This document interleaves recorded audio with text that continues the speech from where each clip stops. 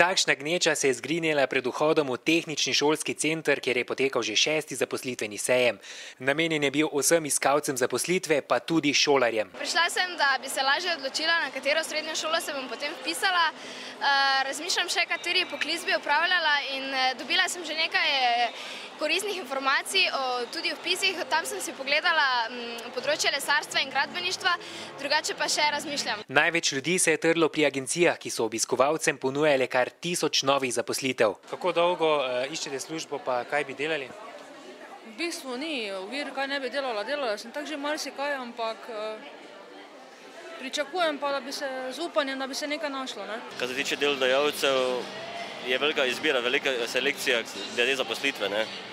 So pa tudi osnovni poklici, recimo take četrto stopnjo je kar dosti izbire. Za kaj več 6. izobrazba stopnje, to pa je že malo riskantno. Najbolj deficitarni poklici so v tem trenutku še vedno strojništvo, gradbeništvo in gostinstvo. Še dosegljiva pa najbolj povpraševana so zdaj v tem trenutku, mislim, da v vseh naših poslovnih enotah vse, kaj je z področja nekje kovinsko-predelovalne industrije. To pomeni, vsi obdelovalci kovin so zelo iskani. Stopimo do potencialnega delodajalca z področja kovinarstva in preverimo, doživimo hladen tuš. Ali lahko nudite zaposlitev zdaj v tem času? Zdaj v tem času v samem našem podjetju ta trenutek ne, ker imamo pač dovolj ljudi, katere potrebujemo.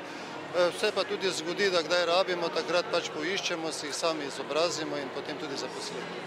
V Mariboru sicer po podatkih Zavoda za zaposlovanje beležimo nadpovprečno kar 14% brezposelnost.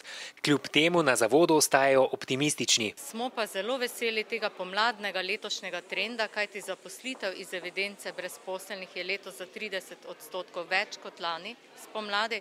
Zaposlili smo že čez 2500 brezposelnih oseb.